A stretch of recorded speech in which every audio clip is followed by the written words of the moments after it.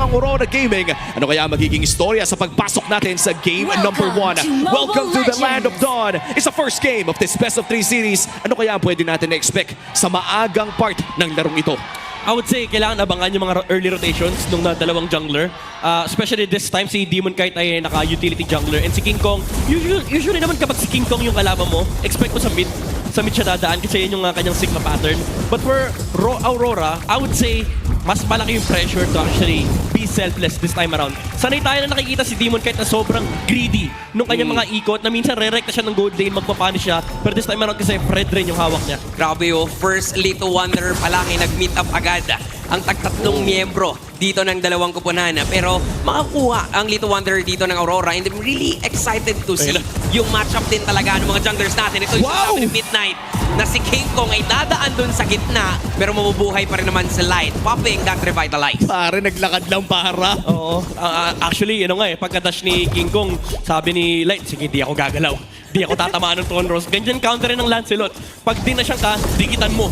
Kasi pag nag-Thorn Rose siya, di tatama yun. And we saw that Kote 4K para dito kay Light. And naging napakaganda nito para sa side ng Aurora. At least nabuhay sila sa unang attempt ng Onyx Philippines. Pero ito ang tagisan talaga ng dalawang teams na napakalupit ang early game. Yeah. Sino kaya ang unang madudulas? Kasi parang doon natin makikita eh. Grabe si Kelra. Pinangnanakaw ng crab yung Art of Thievery. Naka-ano nga din siya naka-sprint din siya dito. Yun nga Diba? Normally, flicker yung ginagamit ng, meron pa nga vengeance eh. Pero sa kanya, sprint para mas mabilis sa mga team fights. Meron din yung version ng Claude na naka-purify, pinanlalaban nila sa 1-1 para di ka makapitan ng stack. Gusto ko? Oo. Pero mukhang hindi pa ata nila bibigyan ito. And so far, first third of the game ay nag-spawn na nga rin. Oting 1v1 lamang between Doming Kite and Kelra. Pero kung mauuli sa pwesto ang side ng Aurora. Pero pag re-reset ito, mababawi ng Onyx Philippines ang area ng Turtle ito. Nakapwesto dito ang Onyx. Same with Aurora. Level 4 na actually si Light. Same with dito si Brusco na nakasetup na nga nakita si Edward. Sabay, ulti din na kinopia. Previous fighter. First blood must secure ni Super Kelra. Pati din si Kelra. Blazing Duet pero makukuha pa rin ni Demon Kite yung Turtle. Pero ang gagawin na lang ng Super Fam, isa-isahing patumbahin ang Aurora. Turtle para sa presyo ng tatlo. Sino nga ba nakalamang sa trade na yun? Alam mo, lamang yung Onyx doon kasi napakaganda ng sequence na ginawa nila. Si Kelra kanina mamaya na pag-usapan yun. Grabe, mainit talaga si Brusco, pati si Kelra. By the way, yung setup na yun, sobrang importante yung ginawa ni Kelra. Nakipagsuntukan siya kay Doming Kite kasi kinailangan niyang ipaglaban yung kanyang level 4. Even though na-poke siya ng konti, sobrang tatag ng paninindigan namin yung katawan niya nilagay niya sa tabi ng pader para hindi maabot ni Doming Kite yung huling stack nung weakness. So nauna siya nakapag-clear and after niya nakapag-clear, rumekta siya, dumaan sa middle lane, pumunta sa turtle, dun nag-decide yung Onyx na mag-engage. And we talked about this earlier na makakatulong pa nga yung expanding river sana sa pagdo-double lane ni Doming Kite pero mukhang nakatulong instead sa Onyx Philippines na magkaroon ng Kelra ng napaka-aga sa loob ng turtle fight na yon. And that is the second gold crab na mananakaw ni Kelra by the Art of Thievery. Sobrang importante nung fact na yung concept lang na yung Claude ay bumibili ng boots. Yung one kasi medyo greedy Ayaw nilang bumili ng boots kasi para meron silang mobility. So itong warrior boots na may hawak ni Kelra, it adds to the layer of gameplay ng Onyx Philippines. Kasi nasusurvive niya yung laning stage, hindi siya kailangan intindihin ng Onyx Philippines. And then una siya nakakalabas sa gold lane. Kaya naman napag-iiwanan yung 1-1 for Aurora. Ayan na, si Doming din nandito at present na. Pero si Prince na mismo, ginamit yung Glorious Pathway papunta dun sa may bandang gilid lamang pero naipit. Naipit ni Light si Kelra pero sobrang hirap din naman hulihin talaga ng isang Claude. Saktong-sakto, 15 seconds na lamang ay lalabas na rin ang pangalawang pagong ng larong ito. Mukhang may binabalak na masama ang Onyx Philippines dito kay Edward. Pero hindi naman nata nila itutuloy. Nakita nila si Demon Kite. King Kong trying for the steal. Pero si Demon Kite pa rin ang makakakuha ng greens na yun. At mukhang sisimulan na nga ang turtle na ito. Hahawakan ng Aurora Gaming pero umaaligid lamang sa background ng Onyx Philippines. This is gonna be a 4 versus 4.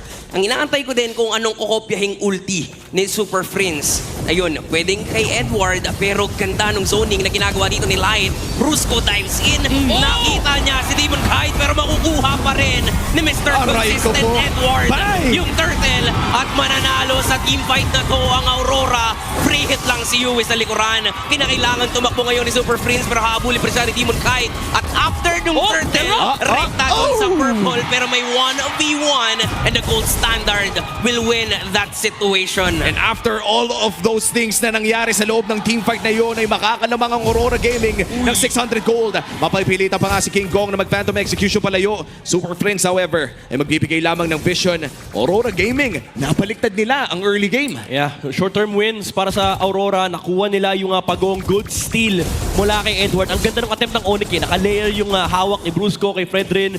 And then pagpasok ng Phantom Execution, Thornrose Retribution. Pero somehow, na-insert ni Edward yung damage para manakaw yung Oo nga. turtle. That gave them the short-term win for Aurora. Unfortunately, napatay ni Kelra yung 1-1. So in terms of actual net gain, mas lamang yung Onyx pagdating sa scaling. Oo, parang yun din yung ina-avoid mo talaga. If you're running a 1-1 composition, ayaw mo na bigla na lang mawala o mayatap yung gold laner ng biglaan ng ganun lamang. And for Onyx Philippines, they are behind by 800 gold. Pero hindi pa naman ito yung gold na mararamdaman talaga. What a nice traction pulse. Wala dito kay Yue. Pero mukhang wala pa naman patutunguhan sa ngayon. Dito natin makikita no, na talagang even with the pokes, gusto nilang iparamdam that they are the one in control. Even yung presence nga ni Light as well as ni Demon Kite, dito pinapakita nila na hindi malaya ang Onyx na makakapag-farm sila kahit sa mismong jungle camps nila. Yeah, bantay sarado yung Claude. So even though nakakapag-double lane si Kelra, hindi ganun ka-efficient kasi kada babalik siya sa lane, kailangan super long walk. Kasi kanina pa nakaharang si Light doon. Yun nga si Light, pero may BMI naman na naitanim pala si Keller dun sa damo. So nakikita natin, they're really trying to control this early game. Oo, tsaka subukan na rin nilang i-push yung gold lane dito ni Kelra. King Kong, mahanap, pero mukhang mapipwersa lamang na mag-Phantom Execution at puncture palayo. Kaya naman itong pagong na ito ay hahawakan na ni Demon Kite. Nice zoning mula dito kay Light. Narito na rin si Doming Kite at Yue para tulungan ang kanilang jungler. And here comes Expanding Rivers. Lalaban kaya ang Onyx Philippines? Mukhang hindi na. That is going to be a turtle secured for the side of Aurora Gaming. At tuloy lamang tayo patungong mid-game trade para doon sa turret sa taas. Yeah, I'm actually surprised na pinadala pa nila yung 1-1 dito sa bottom lane para magpalit sila ng lane. It allowed Keller to split push. Pero okay lang again for Aurora. Nakuha nila yung pagong na libre. Good zoning mula dito kay Edward. And ang problema ngayon ng Onyx Philippines is sobrang aga ng Blade Armor mula dito kay Demon Kite. So even though you'd want the Antikiras laban dito kay Phobos at kay Lancelot, nag-heads up play na rin si Demon Kite eh. Delikado yata yung buhay ni Light. Kahit na gumamit siya ng Glorious Pathway, Hoy! hahabulin pero grabe din tumakbo. Sobrang bilis nung kabayo ni Light. Napakabilis tumakbo, hindi tumagos ang damage mga G. Oo. Onyx Philippines, mga Kulang naghahanap na lamang ng trade dito sa loob ng jungle ng Aurora. Yeah, kunat kasi, pares silang well, si Demon Kite na siyang Dreadnought, may Blade Armor. Si Light, patapos na rin yung kanyang Blade Armor and meron siyang Dreadnought dito. So, in terms of physical damage mitigation, kompleto yung kailangan dito ng Aurora. And honestly, at this point, baka nga sila na yung aggressor. Pwede sila maghanap ng laban dito. Ideally, they'd want to take the middle lane. Oh, and so far, no, yung mid lane, andyan pa rin yung dalawang tore. Mag-i-invade dito Aurora. Traction pulse, isa! Naku, si Brusco. At si Brusco ang unang mamamaalam sa laban na to. Ganda nung nakita nating initiation coming in from the Aurora. Even si Demon Kite talagang gusto niyang i-pressure. Ayaw niyang pag-farmin si King Kong. At kitang-kita naman no, yung bilis ng kamay dito ni Kelra sa ating Infinix handcam. At ramdam natin ang bawat galaw niya dito sa kanyang Infinix GT30. Yeah. Kaya ganda yung movements dito ng Onyx Philippines. King Kong immediately cutting that wave in the middle lane. Even though napatay si Brusco, hindi naman nakapagtulak ng lane ng Aurora. Pero nakaplay libre nga farm para kay Doming Kite. And so far, no, itong mga kaganapan sa ating laro, nararamdaman na natin na papunta na tayo sa part kung saan sumasakit na talaga ang Aurora Gaming at pati na rin ang Onyx sa kanilang mga gold laners. Kasi kahit masabihin natin ang daming nangyayari, parehas nakakapag-farm yung dalawa.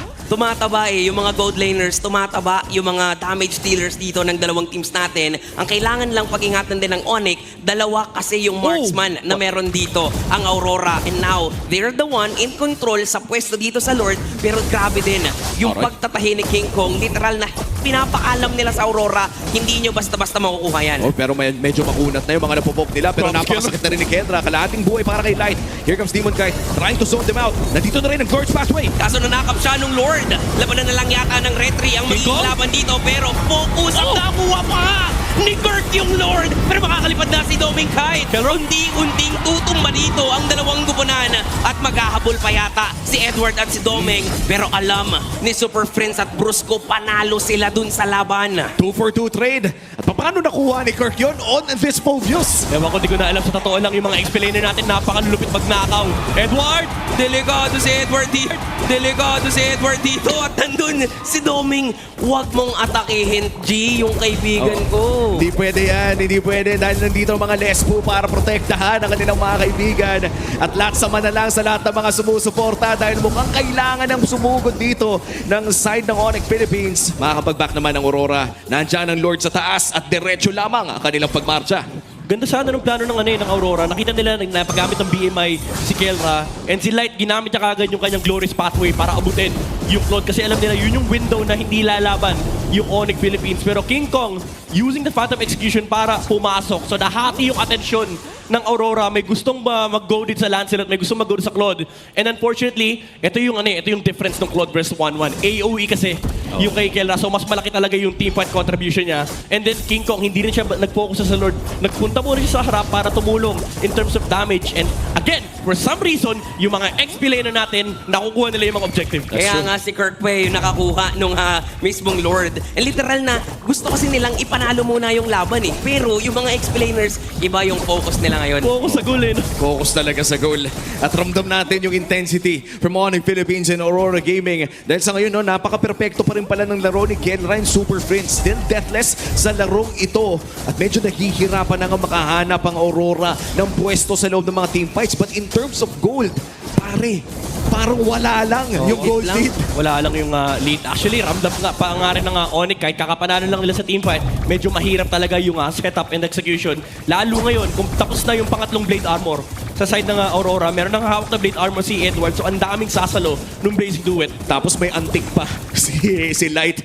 And things are, in terms of tanks para sa Aurora Gaming, no, mukhang napapaganda naman ang kanilang galaw dito dahil na rin sa mga item choices na yan. And so far, no, hindi rin pa nila kasi masyadong potent yung magic damage naman ng Onyx Philippines. So tama lang na ganyan yung items na masisilip natin sa Infinix in-game equipment. So if we're gonna talk about yung gold nga na meron, for Kelra, nasa 8.6 para kay Doming 8.5. So ganun talaga kadikit kahit na nakikita natin dito na hindi nga namatay pa si Kelra. Pero ang maganda for Doming kahit nakakakuha din siya ng farm na kailangan niya. Pero dun papasok yung point na when it comes to pokings, pwedeng mas lamang si Kelra, lalong-lalo na sa micro. Yeah. Kasi may BMI technique eh. Kumbaga may technology eh. Si Kelo dito, yung Aurora, kailangan talaga umasa sa kanilang mga basic attack, yung kanilang mga positioning. Ito na naman si Super Prince. Hawak na naman yung energy eruption. Favorite na nga ata niya yan kapag naka-Valentine na siya. 3/4 HP para dito sa Lord. BMI na gamit na rin. Kelra, medyo delikado dito pero mukhang hindi na i-reset ito ng Aurora Gaming. Hahawakan lamang ito ni Demon Kite. Si King Kong ay nakapwesto dun sa may barangilid. Si Light na mismo ang unang sasapak dito sa laban. Nakita si Kurt. Pero dun sa likuran, may Blazing Duet na gagamitan ng gold standard. Pero makakalipad. Naku, Din Lord. naman si Doming Kite. Dalawa na yung babagsak sa Super Fam. Matutuot ni Super Prince dito si Doming. Pero ngayon, mamamatay si Kelra at si Super Prince na lang ang matitira sa Super Fam. At sa paglipad ng eroplano, natikman ng mga day 1 yung pagbabanat ni Doming Kite. Ratatatatat mula sa langit. At mukhang rekta na dito sa mid para dito sa Aurora. Kaya na nga yatang tapusin to. Kaya na nga yatang i-secure ng Aurora ang game number 1. At parang ganun lang. One way.